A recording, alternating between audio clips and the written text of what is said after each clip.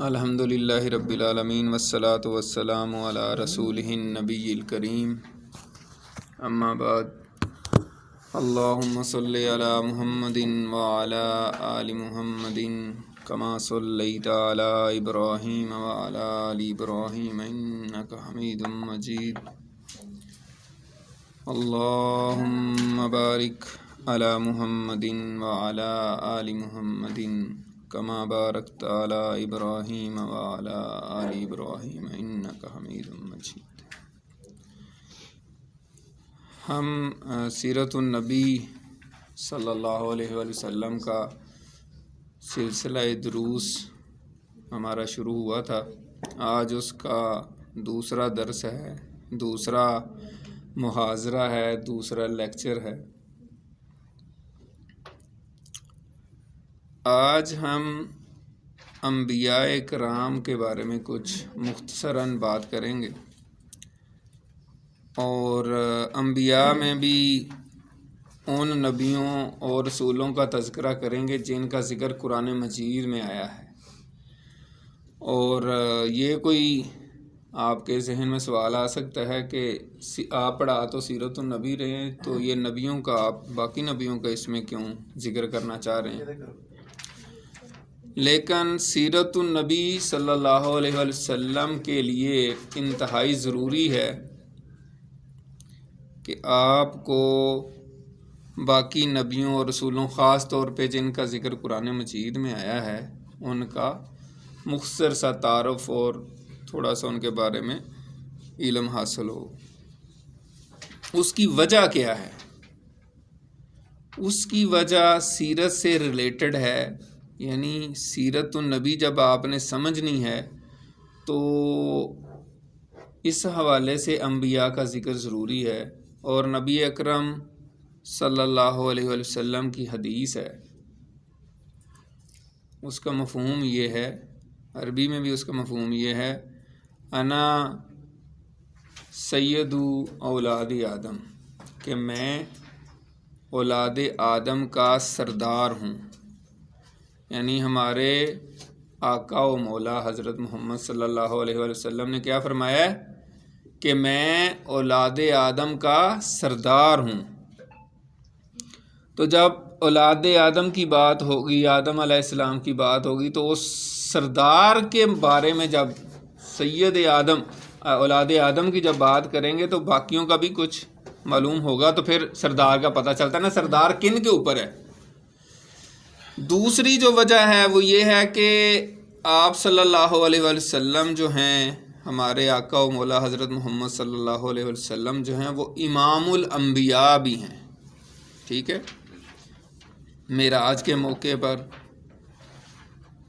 آپ صلی اللہ علیہ وسلم نے تمام انبیاء کو جماعت کروائی، نماز پڑھائی، آپ امام تھے، تو اس وجہ سے آپ کو امام الانبیاء بھی کہا جاتا ہے۔ اور اس کا ذکر بھی قرآن مجید میں ہے، سورہ بنی اسرائیل 15ویں سپارے سے ہی شروع ہوتا ہے، سبحان الذی اسریٰ بعبدہ لیلا من المسجد الحرام الی المسجد الاقصی الذی بارکنا حولہ۔ تو یہاں پہ معراج کا ذکر ہوا ہے قرآن مجید میں، جس میں پھر مسجد اقصی میں آپ صلی اللہ علیہ وسلم نے باقی انبیاء کی جو ہے وہ جماعت کروائی۔ اب میرا یہ ہے انشاءاللہ تعالیٰ آپ کے لیے قرآن مجید منگواتے ہیں، تو سیرت النبی ہم ابھی مطالعہ کرنے لگے ہیں اور شروع کیا ہے۔ جیسا کہ ہم نے جو اس کے پمفلٹ بھی تقسیم کیے ہیں آپ نے دیکھا ہے، اس میں بھی لکھا ہوا ہے عملی قرآن۔ سیرت النبی کے آگے بریکٹ میں کیا لکھا ہوا تھا؟ عملی قرآن۔ ہم یہ چاہتے ہیں کہ قرآن مجید جو ہے، سیرت النبی بھی آپ پڑھیں تو ساتھ ساتھ قرآن مجید کے ساتھ اس کا تعلق بھی قائم کرتے جائیں۔ جیسے میں نے ابھی آیت پڑھی ہے، تو انشاءاللہ تعالی اگر آپ لوگوں کے پاس اپنے قرآن مجید انشاءاللہ ہوں گے، مسلمان ہر گھر میں قرآن مجید تو ہوتا ہی ہے، تو آپ اپنے قرآن مجید ساتھ لائیں، اور اگر کوئی ہائی لائٹر آپ کے پاس ہو سکتا ہے، مل سکتا ہے، تو وہ بھی ہونا چاہیے۔ تو جو سیرت النبی پڑھتے ہوئے ہم آیات پہ بات کریں گے، ان کو آیات کو نکال کے ہائی لائٹ کریں، تاکہ جب آپ سیرت النبی یہاں سے پڑھ کے جائیں، دوبارہ جب قرآن مجید پڑھیں تو آپ کو پتہ ہو کہ یہ آیت ہم نے فلاں جگہ پہ پڑھی تھی اور اس کا یہ مفہوم، یہ اس کا حالات و واقعات میں یہ آیت جو ہے نا بتائی گئی تھی، سیرت النبی میں اس کا یہ ذکر ہوا تھا، اس کا یہ تعلق ہے۔ تو اس طرح نا قرآن مجید کے ساتھ ایک محبت، ایک وابستگی شروع ہو جاتی ہے، بندے کا ایک ریلیشن بنتا ہے کہ ہاں یہ فلاں جگہ پہ آیت پڑھی تھی، یہ اس موقع پہ یہ بات بتائی گئی تھی۔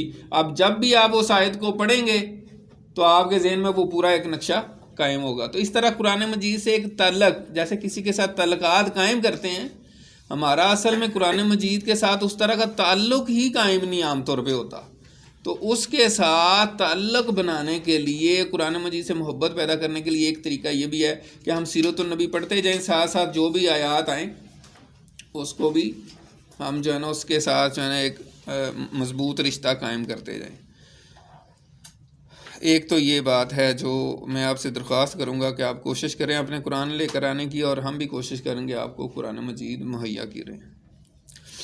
اچھا، تو سب سے پہلے حضرت آدم علیہ السلام کا ذکر ہے، مختصراً ہم حضرت ابراہیم تک انبیاء کا یا رسولوں کا ذکر کریں گے، پھر حضرت ابراہیم سے تھوڑا سا اگر ٹائم ملا تو تفصیلاً کریں گے، اور پھر نیکسٹ لیکچر میں انشاءاللہ تعالی ہم ڈائریکٹ جو ہے نا پھر سیرت النبی کا مطالعہ شروع کر دیں گے، اور اس میں بھی جو اس سے اگلا درس ہوگا یا لیکچر ہوگا اس میں بھی ہم جو ہے حضور پاک صلی اللہ علیہ وسلم سے پہلے کے جو حالات ہیں وہ ان کا ذکر کریں گے، پھر حضور پاک کی ذات کا باقاعدہ آغاز ہو جائے گا۔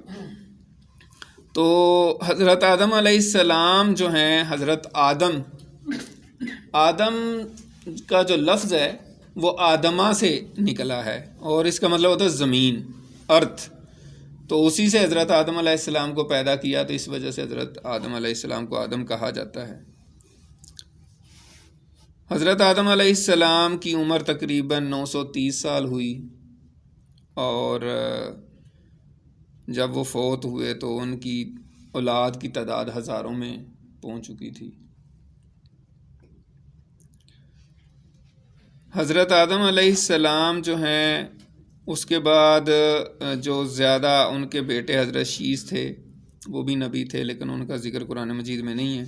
پھر اس کے بعد حضرت ادریس علیہ السلام اللہ کے نبی ہوئے، اور وہ ایسے نبی ہیں کیونکہ شروع کا زمانہ تھا، یعنی دنیا میں ابھی اتنے انسان اور اتنے وہ نہیں، تو ان کے بارے میں آتا ہے کہ انہوں نے 180 شہر آباد کیے تھے، 180 شہر آباد کیے انہوں نے، ان کے بارے میں یہ آتا ہے۔ اور یہ حضرت ادریس علیہ السلام وہ ہیں جن کے بارے میں یہ ہے کہ ان کو بھی اللہ تعالیٰ نے، جیسے حضرت عیسیٰ علیہ السلام کو زندہ اٹھا لیا، تو حضرت ادریس علیہ السلام کو بھی اللہ تعالیٰ نے زندہ اٹھا لیا تھا۔ اس کے بعد پھر حضرت نوح علیہ السلام ہے۔ تو حضرت نوح علیہ السلام جو ہیں بہت مشہور، اور تقریباً ہر ایک نے ان کے بارے میں سن رکھا ہے، آپ لوگوں کو زیادہ تفصیل معلوم ہوگی۔ ایک حدیث ہے کہ حضرت آدم علیہ السلام سے حضرت نوح علیہ السلام تک 10 قرنوں کا فاصلہ ہے، 10 پشتوں کا فاصلہ ہے، اور اسی طریقے سے پھر حضرت نوح علیہ السلام سے حضرت ابراہیم علیہ السلام تک 10 قرنوں کا فاصلہ، یعنی اتنا بیچ میں گیپ ہے، 10 پشتیں، 10 نسلیں کہہ لیں۔ قرن کا مطلب مختلف لوگوں نے مختلف لیا ہے۔ حضرت نوح علیہ السلام کے بارے میں سب کو معلوم ہے، 950 سال انہوں نے تبلیغ کی، اور پھر جب قوم نے نہیں مانا تو پھر ان کو غرق کر دیا گیا۔ حضرت نوح علیہ السلام کے 4 بیٹے تھے، جس میں ایک جو ہے وہ تو نافرمان تھا، کنعان اس کا نام تھا، اور وہ پھر غرق ہو گیا تھا۔ جو لوگ اپنے والدین کا، یہ سیرت النبی کا ہمارا ایک مقصد یہ بھی ہے کہ نوجوانوں کی تربیت کی جائے، ان کو بتایا جائے کہ کون سی چیزیں ٹھیک ہیں، کون سی چیزیں صحیح نہیں ہیں۔ تو یہاں سے ہی پہلا سبق سمجھ لیں، سبق تو کل بھی بڑے ذکر ہوئے تھے۔ حضرت نوح علیہ السلام نے اپنے بیٹے سے کہا تھا کہ بیٹا کشتی میں بیٹھ جو، طوفان آ گیا ہے تو اب کسی نے نہیں بچنا۔ اس نے کہا بابا آپ کو کیا پتا، میں یہ پہاڑ پہ چڑھ جاؤں گا، مجھے کچھ نہیں کہتا پانی، میں بہت سمارٹ ہوں اور بڑا تیز ہوں. یہ دیکھیں اتنا بڑا اونچا پہاڑ ہے، پہاڑ سے اوپر تو پانی نہیں چڑھ سکتا، پہاڑ تک تو نہیں پانی چڑھ سکتا، اتنا پانی کہاں سے آ گیا. تو وہ پہاڑ پہ چڑھنا شروع کر دیا اس نے. تو پھر طوفان تو وہ بڑھتا جا رہا تھا پانی، اور پہاڑ بھی ڈوب گئے اور وہ بھی غرق ہو گیا. تو اس لیے والدین کا کہنا جو ہے نا وہ ماننا چاہیے. ایک تو اس میں یہ سبق ہے، والدین کو زیادہ پتہ ہوتا ہے کہ کون سی چیز غلط ہے کون سی صحیح ہے. بچوں کو تو نہیں اتنی سینس ہوتی، وہ تو سمجھتے ہیں کہ یار یہ چیز صحیح مجھے لگ رہی ہے. بڑوں کا تجربہ بھی ہوتا ہے. ایک تو اس میں یہ سبق ہے نوجوانوں کے لیے کہ والدین کا حکم اور والدین کی جو ہے نا بات ماننی چاہیے. دوسری اس میں بڑوں کے لیے بھی ایک بڑا اہم نقطہ ہے. بعض اوقات ہم اس طرح کی بات کرتے ہیں، یار اس کی بیٹا ٹھیک نہیں ہے، اس کی اولاد ٹھیک نہیں ہے، وہ خود بھی ٹھیک نہیں ہے. تو یہاں سے ایک سبق یہ بھی ملتا ہے کہ اللہ کے پیغمبر تھے لیکن ان کا بیٹا دیکھیں وہ نافرمان نکلا. تو بہرحال حضرت نوح علیہ السلام کے آگے پھر 3 بیٹے تھے، حام، سام اور یافس، اور ان کی پھر نسلیں پوری دنیا میں پھیلی ہیں. جیسے یافس کے بارے میں آتا ہے کہ جتنے بھی منگول ہیں، ترک ہیں، یہ سارے چینی اور یہ سارے رشین وغیرہ زیادہ تر یہ انہی کی اولاد میں سے ہیں. اسی طرح حام اور سام کے یہ ایشیا کے لوگ، یورپ کے لوگ ان میں تقسیم ہیں. تو حضرت نوح علیہ السلام کے بعد پھر 2 قوموں کا ذکر ہے، یعنی قوم عاد اور قوم سمود. تو قوم عاد کی طرف حضرت ہود علیہ السلام اللہ تعالیٰ نے نبی بنا کر بھیجے، اور قوم سمود کی طرف حضرت صالح علیہ السلام. تو ان قوموں نے بھی اللہ کے نبیوں کو نہیں مانا تو اللہ تعالیٰ نے ان کو تباہ و برباد کر دیا. اس کے بعد حضرت ابراہیم کا ذکر مبارک شروع ہوتا ہے، اور وہ بڑا اہم ہے. حضرت ابراہیم اللہ تعالیٰ کے بہت ہی محبوب بندے تھے، یعنی اللہ تعالیٰ نے ان کو خلیل کا لقب دیا. خلیل کہتے ہیں جانی دوست، یعنی بہت گہرا جگری دوست جس کو کہتے ہیں نا وہ ہے. حضرت ابراہیم علیہ السلام جو ہیں وہ ان کے بارے میں قرآن مجید میں پوری صورت ہے. جیسے اوپر کی بات بھی ابھی ہوئی ہے کہ قوم عاد قوم سمود، وہ بھی ظاہر ہے سورہ اعراف میں، سورہ انبیاء میں ان ساری قوموں کا ذکر ہے. حضرت ہود علیہ السلام کا، حضرت صالح علیہ السلام کا. حضرت ابراہیم علیہ السلام کو اللہ تعالیٰ نے جو کہا انہوں نے بہترین طریقے سے وہ پورا کیا، اور اتنے بڑے امتحان اللہ تعالیٰ نے ان سے لیے ہیں لیکن انہوں نے 100% مارکس لیے اس میں. یہ نہیں ہے کہ کوئی کہے کہ 90% یا 95%، نہیں، 100%. اس لیے اللہ تعالیٰ ان سے بہت خوش ہوئے، اور اس وجہ سے قیامت تک ان کا نام جو ہے وہ بہت ہی سربلند رہے گا، اور ان کو ابو الانبیاء کہا جاتا ہے. نہیں، انبیاء کے بھی وہ باپ ہیں، اور وہ اکیلے ہی ایک امت اللہ تعالیٰ نے ان کو قرار دیا ہے. تو اور ہم جو مسلمان ہیں ہم بھی اصل میں ملت ابراہیمی پر ہیں، ملت ابیکم ابراہیم وسماکم المسلمین، کہ آپ یعنی ہم مسلمان جو ہیں ملت ابراہیمی پر ہیں اور انہوں نے ہمارا نام مسلمان رکھا. حضرت ابراہیم کی آگے جو اولاد تھی اس میں حضرت اسماعیل علیہ السلام اور حضرت اسحاق علیہ السلام زیادہ مشہور ہیں.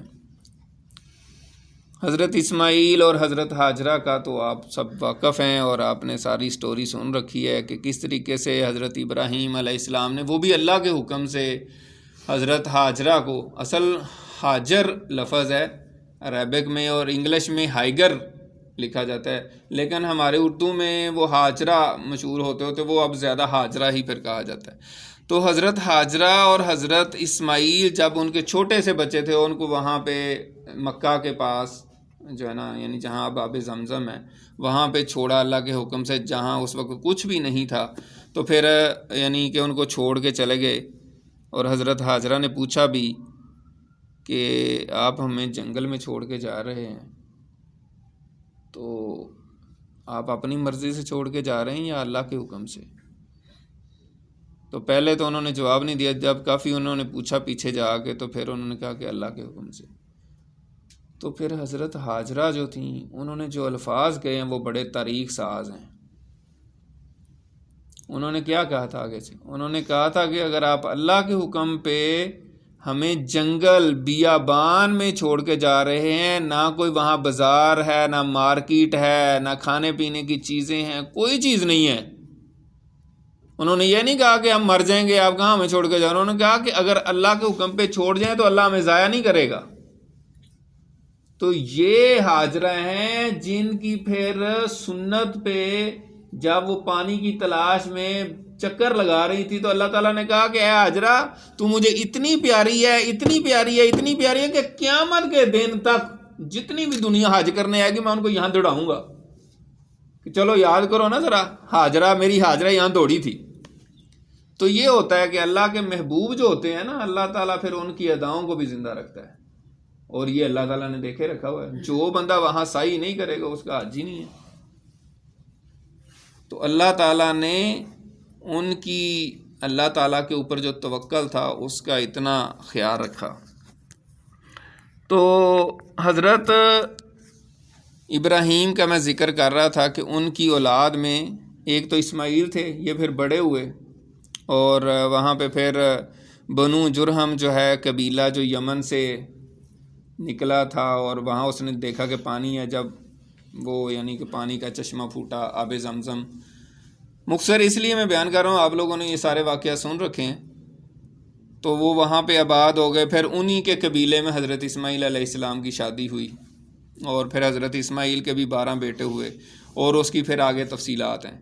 دوسری طرف جو دوسرے بیٹے تھے حضرت اسحاق، ان کے پھر آگے بیٹے ہوئے حضرت یعقوب علیہ السلام، پھر ان کے بیٹے حضرت یوسف علیہ السلام.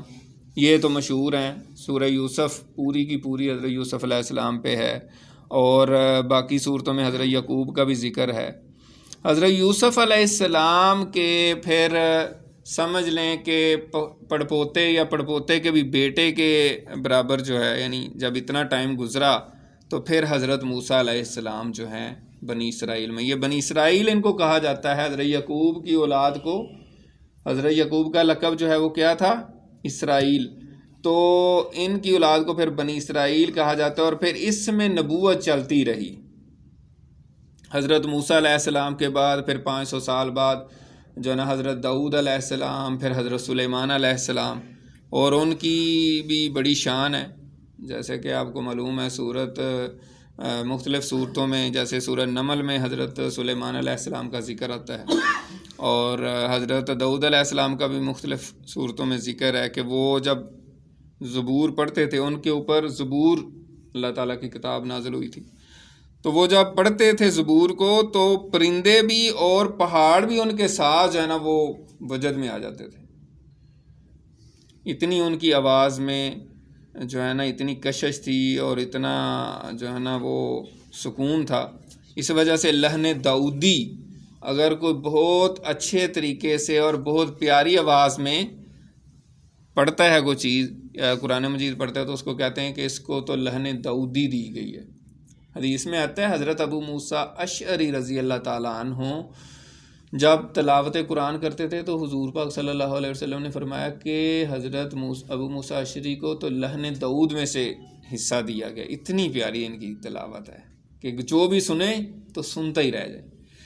تو اس کے بعد پھر حضرت سلیمان علیہ السلام کی حکومت، اور ان کو اللہ تعالیٰ نے جیسے پرندوں کی بولیاں بھی آتی تھیں، جانوروں کی بولیاں بھی آتی تھیں، ایون کہ حشرات الارض یعنی چونٹی سے بات کر رہے ہیں اس کی آواز سن لی ہے.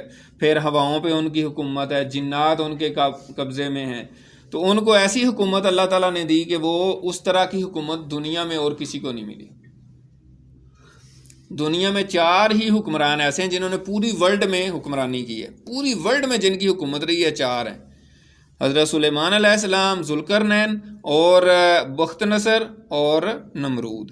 یہ 4 لوگ ہیں جن کی پوری دنیا میں حکومت رہی ہے، لیکن حضرت سلیمان علیہ السلام جیسی حکومت کسی کو نہیں ملی.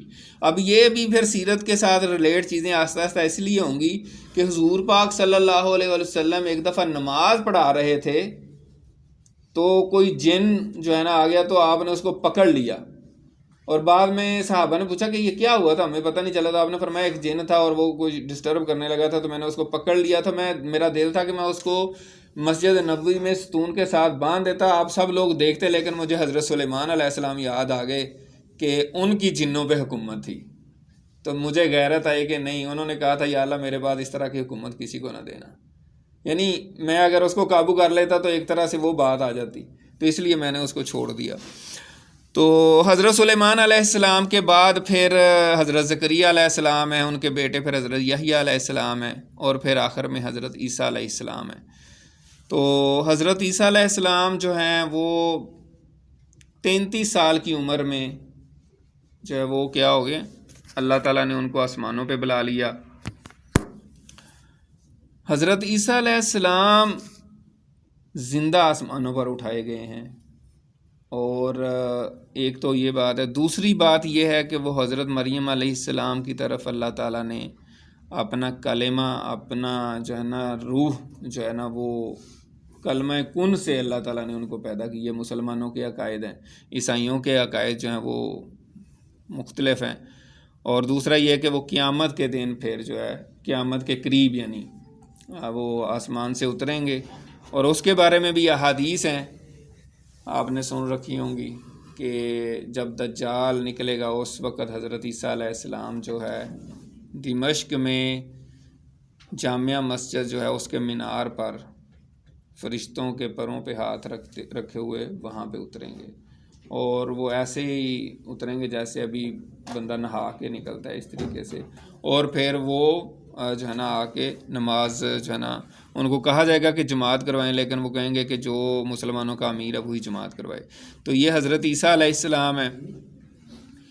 اور اس کے بعد پھر جو دور ہے یعنی تقریباً 600 سال کا زمانہ ہے حضور پاک صلی اللہ علیہ وسلم تک، جس کو فترت کا زمانہ کہا جاتا ہے، جس میں کوئی نبی نہیں آیا، اور اس کے بعد پھر حضرت محمد صلی اللہ علیہ وسلم جو ہیں وہ اللہ تعالیٰ نے ان کو مبعوث کیا، ان کو جو ہے نا نبوت عطا فرمائی۔ تو حضرت محمد صلی اللہ علیہ وسلم سے پہلے آپ صلی اللہ علیہ وسلم کا خاندان جو ہے، خانوادہ جو ہے، اس میں اگر ہم آئیں تو اس میں سب سے پہلے جیسے میں نے بتایا تھا حضرت اسماعیل علیہ السلام کے 12 بیٹے تھے، پھر ان سے ان کی اولاد، پھر ان کی اولاد پھیلتے پھیلتے بہت علاقوں میں پھیل گئی، خاص طور پہ عرب میں۔ اب آپ صلی اللہ علیہ وسلم کے خاندان میں جو زیادہ مشہور شخصیت ہیں وہ ہیں قصی بن کلاب، اور اس کے بعد جو آپ کے پردادا ہیں حضرت ہاشم، ان کا ذکر آئے گا، اور پھر حضرت عبد المطلب جو آپ کے دادا ہیں۔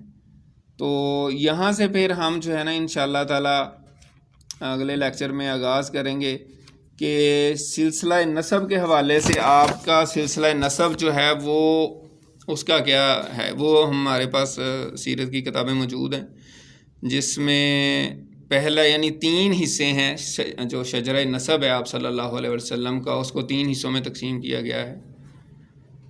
پہلا یہ ہے کہ حضرت محمد صلی اللہ علیہ وسلم سے لے کر حضرت عدنان تک جو اسماعیل کی اولاد میں سے تھے، وہ سلسلہ جو ہے وہ کنفرم ہے، محدثین کہتے ہیں کہ یہ اس میں کوئی شک شبہ نہیں پایا جاتا۔ پھر حضرت عدنان سے حضرت ابراہیم تک ہے، اور پھر حضرت ابراہیم سے حضرت آدم علیہ السلام تک ہے۔